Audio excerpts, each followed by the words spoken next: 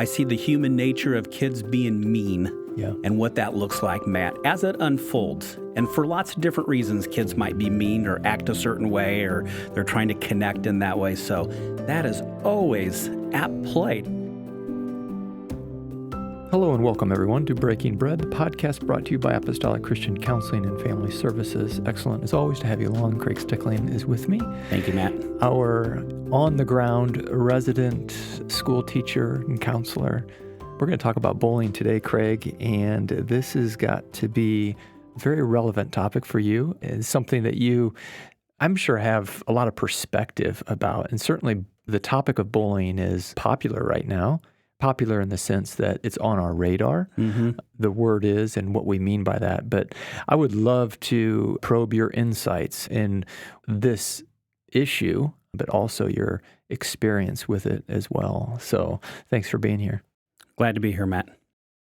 Let's start right off with the word bully, because that no doubt conjures up all kinds of thoughts, right? To somebody, they might start shivering because they remember that locker room situation. Right. Another one might be on the other side of that. Yeah. But start there. What is bullying? Before we look at the word and maybe talk a little bit about that, we look at the context of the word.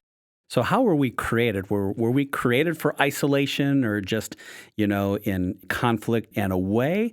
Or were we created for relation and connection and being drawn, right? And the word speaks into that so clearly. You look at this issue, this topic, and bullying and what's going on behind the scenes or what's going on in the hearts and minds of kids and people that struggle with this really reflects our created being, right? There's this desire to be connected, and then what happens when it doesn't work? And we know that Cain and Abel showed us very quickly there can be dynamics in what we do with this situation. Desire to be connected, but also a desire to rule. And now I might be getting ahead of my skis a little bit and presuming some things about what bullying means, but there is within us also a created role to rule. And maybe if this is taken sideways, comes out in inappropriate ways. Yeah. And how do we grow in that, right? And how do we grow as young kids and even as little kids? And we see those dynamics. And what does it look like now? So we'll kind of start with just maybe a definition. And I want to start off with tempering the definition as the topic of bullying. And there's a lot of attention, especially the last 25 years. It's really come up on our radar and very heavily with what the schools need to be doing and how we need to be responding.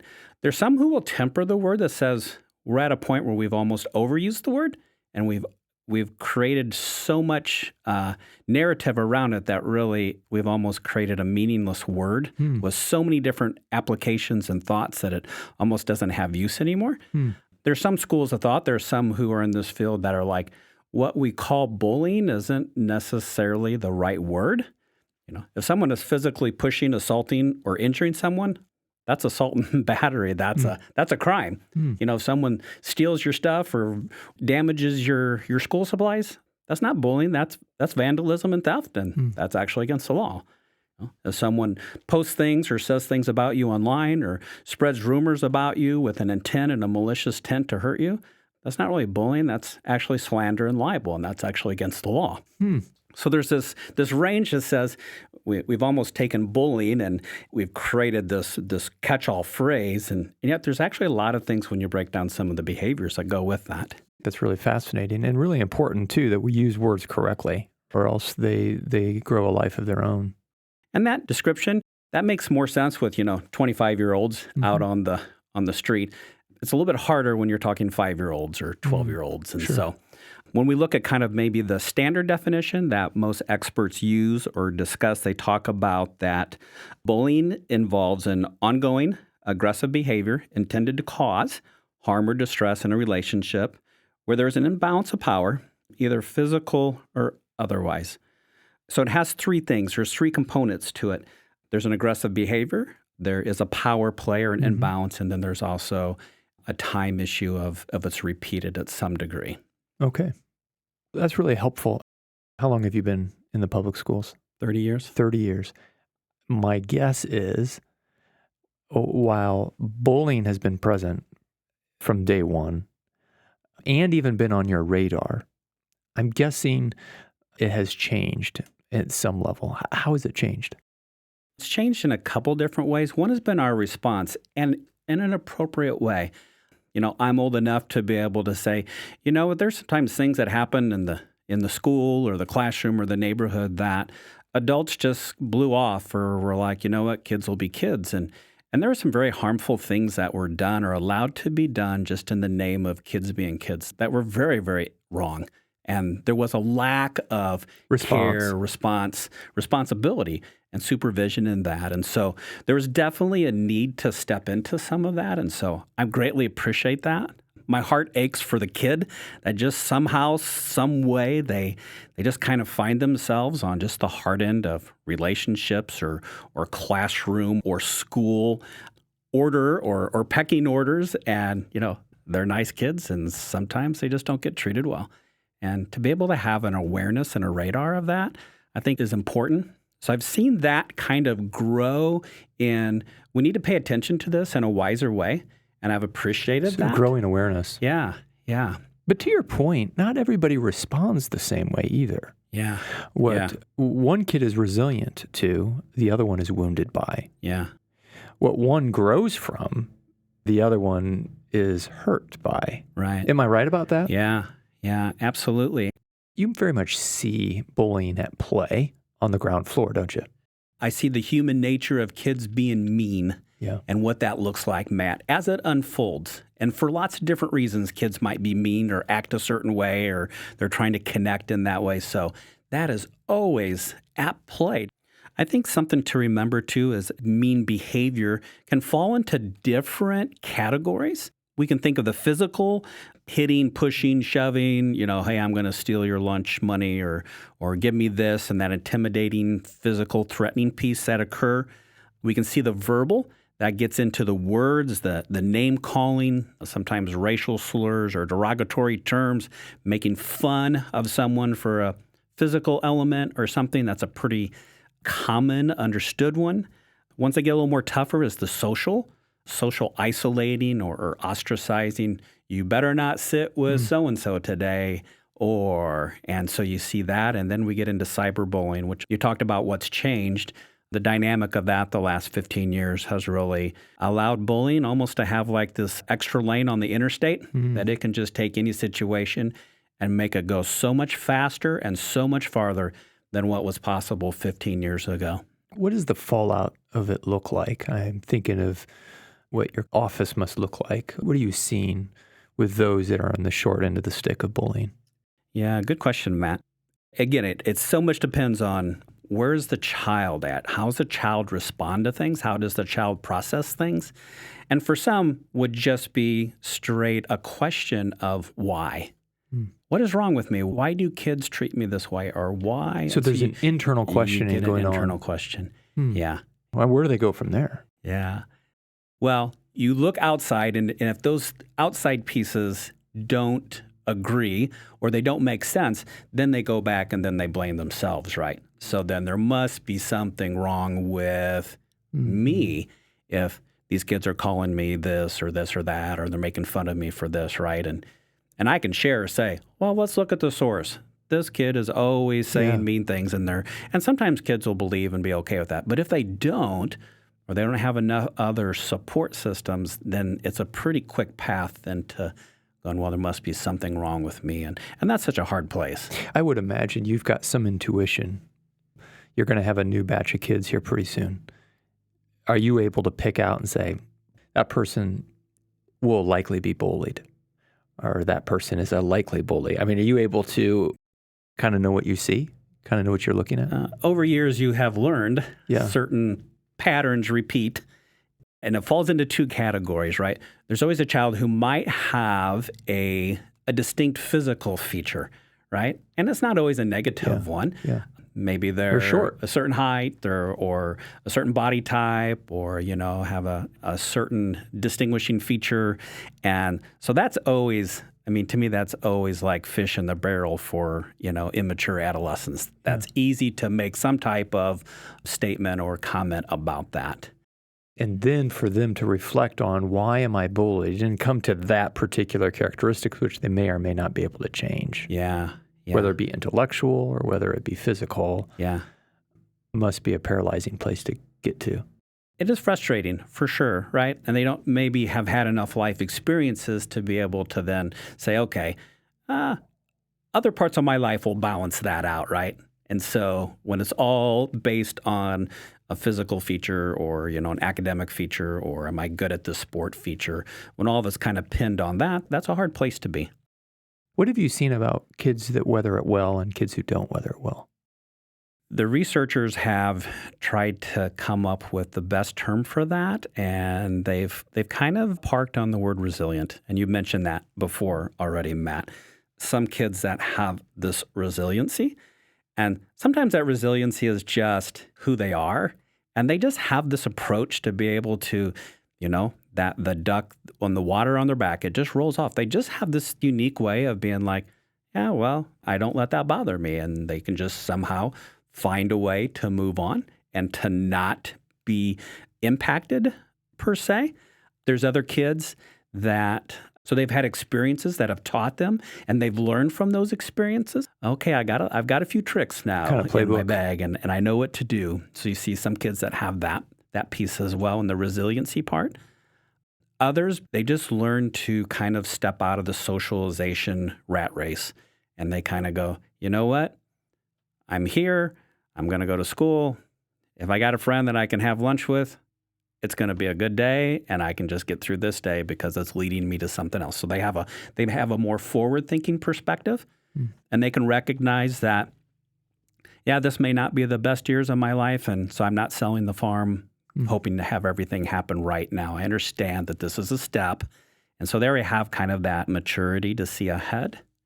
So that sometimes is a strength to some kids as well. And I would imagine then there are some that do the wrong thing. They handle it the wrong way and perhaps make it worse. Yeah. And the tangle in that, Matt, is I can, from my old person's high chair, go, oh, that behavior that you're doing right now, that is not going to be helpful to you. But where they're at, and in their problem-solving mind, they're going, this is how I'm going to fix this, right? This group of kids who make fun of me for whatever and are always giving me a hard time and always messing with me, even though that's happened for the first 97 days, on day 98, I'm going to go back right up to them again, and I'm going to step into that middle of that group, and I'm going to show them that I'm really a pretty cool kid. So some of those kids really struggle with learning that and acknowledging that, you know what, I might just need to leave that group alone. Well, it seems to me that there is an objective that a bully has that brings about submission, right? And so for that child or person who resists the submission, said, I'm not going to give them that. Yeah. They meet it with aggression or feedback, right? Contrary feedback, which just probably makes it worse. But there is something interesting there, I think, and maybe you correct me, that the bullying does look for a defeat, a one defeat or submission to, whether it's my size or my power or my intellect or whatnot, right? Yeah. There's a gentleman named Brooks Gibbs, and he does a lot with resiliency education and working and in this field. And he's talked about that mean kids act that way for basically 3 reasons. And one of those reasons you mentioned, you just hit right on the head, and that's control. I want to control people. I want to exert my way over them. I want to see how far I can get them to go or how much I can push the envelope with them. And I just like to see them react. I'm playing this game and I'm navigating this game. And guess what? I really don't care about the kid. They're not like they're a friend of mine. It doesn't matter. I really don't care about them. And could you even say it's not even personal? Yeah, it's not even personal. It's just their game of the day. Yeah. Like, okay, I go shoot baskets. I have to put the basket. And for some, that control piece is part of their gig of that meanness, and that's how it comes out to them. The other 2 elements of why people are often mean is, one is joking. Using jokes, using humor. Humor is a very sought after currency in the adolescent model, right? If you can make people laugh, that elevates you to a certain degree. So how do I do that? How do I practice that? How do I banter back and forth and say things? And, if kids laugh because I just made fun of that one kid who no one ever talks to or they think dresses weird, and they laugh, all of a sudden I'm like, wow, that's some currency. I made people laugh, and that elevates me. There's a joking kind of piece to it that just kidding. I'll say all these things, but then I'll be like, oh, just kidding at the end. And actually, they really weren't kidding. They were just trying to get people to laugh. I think that's really powerful to think of as laughter, because I think you're absolutely right. Humor is currency. And if you've got a person who wants that currency but doesn't have maybe the intellect to really make people laugh, you do stoop to some unreasonable lows to get laughs. And once that kind of becomes a competition and it feeds on itself, and then you got this group of people who keep going back and forth, right? Who can one-up each other, right? And then that becomes very quickly not just, oh, hey, that was funny. Then all of a sudden it's now we're on the mean side of things because we've conditioned ourselves that we have to escalate it. Yeah. And the third one to share is just hurting. And this is such an interesting piece of the human heart, isn't it? People that are hurting about something then feel like, okay, how do I respond to that hurt, right? This thing has happened. Because I don't have good language skills or confidence to be able to talk to you face to face about it, I'm going to talk behind your back. I'm going to post something about you. I'm going to get my friends to not want to sit with you or to be with you because you hurt me. You hurt me. You didn't invite me to a party, or you talked to my best friend, or you did something to offend or hurt me. And because I don't know what to do with that, I'm now going to take it out by doing this type of behavior back to you. Yeah, so that's helpful, those three things, because only one of them is really malicious. Yeah. And that's that third category. Yeah. Yeah. The other two aren't. And I think that's fascinating because I think we interpret bullying as malicious always. Yeah. But that isn't necessarily the case. But this idea that, well, as the saying goes, hurt people. Yeah. And that definitely plays out at all levels of life. What would you say then to a parent whose child is bullied? What can we do? I mean, we try to create environments where bullying doesn't happen. Mm. But at some level, I'm not sure it's possible to airbrush out bullying among human beings. Right. Right? How do we help our kids be resilient to that bullying? The number one thing that we can do is create a conversation around that kids have the potential to be mean. And some days it might even be you. So what are you going to do with that? But to create that conversation piece with our kid and to be able to be intentional then in asking them about, so tell me about your class this year. How's school in the sense of, do you see kids do this or do you see kids act like this? How do you respond?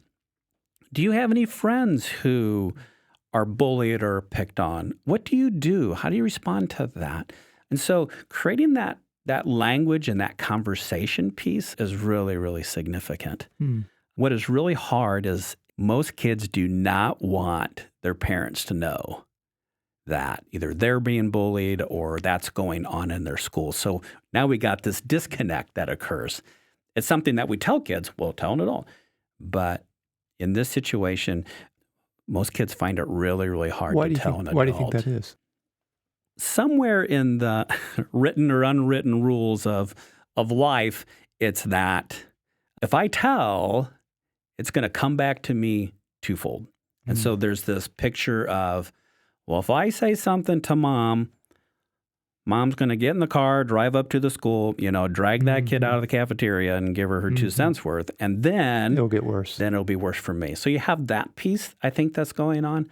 I think you have the other piece that's like, well, if they know that there's something that's not going well, then they're always going to be on my case about it, and I'll never be able to go out with my friends anymore. And so they think in that extreme, right? So if I share that there might be a problem, then I'm going to lose privileges. So there's maybe a little bit of that fear as well. And probably third, there's a piece that just is like, that age, and I'm talking, that young adolescent, they're trying to become more independent. And part of becoming independent means, Well, I solve my own problems. Yeah. What does it look like to come alongside them in a way that doesn't fix the problem? That Yeah. is, I'm not going in as a tirade into the school, Yeah. but yet equipping my son or daughter Yeah. to be resilient to that. What occurs to you in this moment as like, here might be some of the qualities to encourage? Right. Right. I think one of the places that we start, Matt, is that we pour into our kids that they are wonderfully and fearfully made by God and marvelous is his works. And that then it's their soul that needs to figure that out, right? To knoweth right well. And so I think we're pouring into our kids that, you know what? God created them. They have a great purpose and worth. He's given them talents and gifts. And part of our job is helping them on that discovery process in that. Because that's always the balance to the sailboat that keeps the sailboat upright, are those things which are right and true. And for our kids to be really solid in that. So a bad day at recess or a bad day at the girls' table and I didn't get invited to this party, and a bad day of that stings and hurts, is that we always have this ballast of truth that we be able to go back and affirm them in, right? So that's our drawing them back piece, right? External, outside of stuff, sometimes we can't always control that. But let's go to the home. Let's go to the home of our heart, the home of our Creator, and be reminded of those things that we do know are true. And that gives us a starting spot anyway. No, this is really, really enlightening. You know what? As I reflect on my own growing up, I can say I was not the bully, but I wasn't bullied either. But I sure saw a lot of it going on. Mm-hmm. And so there's probably a lot in my category.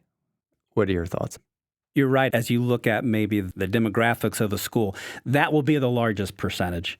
But they're also the most powerful group. And a group of bystanders that have united on something have a really powerful voice. And it's really neat to see sometimes when the positive of that happens, and you see that moving forward.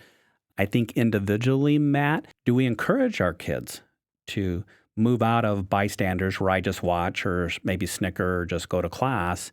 Or do I step in some regard? And I think that's a hard conversation, but I think it's a powerful one to have.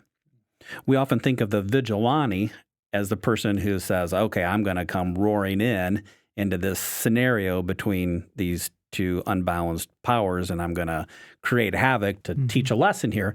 But that's a really small minority, and that's really probably not very wise anyway. That's just going to create a lot more moving parts and pieces. But I think there's a huge piece that is a private role that I've seen kids do very, very successfully later in that day or walking back in or whatever, that kid walks up and just says, hey, you know what? I saw what was happening there, and that shouldn't have happened. That kid was really being a jerk. I want you to know that I'm sorry for that. I just wish that wouldn't happen. If it happens again, why don't you just come over and hang out with us? That's a private connection, but you've acknowledged to that kid that you saw what happened, that they weren't invisible, and that you were willing to be kind to them. And I didn't need to jump in the middle of a big thing. I didn't need to go to the office and tell, but I just privately communicated with that kid. And some kids have shared with me that really, really means a lot to them. You know what? As you kind of sketched out that space, it became clear to me that it's really the bystanders that fuel the whole thing. Not too many bullies just do it for no audience at all. Yeah. There typically is an audience charge to it. Yeah. What is the audience asking for? I think is a very provocative question. Yeah. And all of us are part of that. Yeah. There's not one of us that this doesn't apply to. Right. What are we asking for as those that make up the audience? Yeah. And I think this has far-reaching effects, not just in the school, but we don't outgrow that, do we, Matt? No, in our communities, right? Yeah.